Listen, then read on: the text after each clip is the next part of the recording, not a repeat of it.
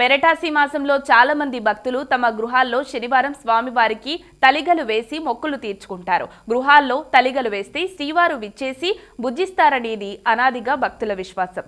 ఈ మాసంలో భక్తులు గోవింద మాలలు ధరించి శ్రీవారిని దర్శించుకుని మొక్కులు తీర్చుకుంటారు. ఎందరో భక్తులు వందల కిలోమీటర్ల పాదయాత్ర చేసి తిరుమలకు చేరుకుని శ్రీవారి కటాక్షం పొందుతారు. శ్రవణ నక్షత్రంలో 7 కొండలపై శ్రీనివాసుడు వెలిశాడని వెంకటాచల మహత్యం చెబుతోంది. ద్రావిడ సంప్రదాయం ప్రకారం తిరు అంటే శ్రీ, తిరునక్షత్రం అంటే శుభనక్షత్రం. అందువల్లనే ఈ మాసాన్ని భక్తులు పరమ పవిత్రంగా భావిస్తారు. తిరుపతిలోని అలిపిరి పాదాల మండపాల వద్ద పిండి దీపాలు వెలిగించి మొక్కులు చెల్లించుకుంటారు. తెలుగు రాష్ట్రాల్లో దేవుడి గదిలో శంకు చక్రనామాలు వేస్తారు.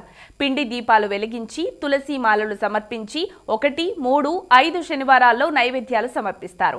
గతంలో గ్రామాల వారీగా భిక్షాటన చేసి వంట చేసి స్వామివారికి సమర్పించడం ఆనవాయితీ. ఆ తర్వాత వందలాది మంది కాలినడకన తిరుమల చేరుకుని దర్శనం చేసుకునే సంప్రదాయం ఇప్పటికీ కొనసాగుతూనే ఉంది.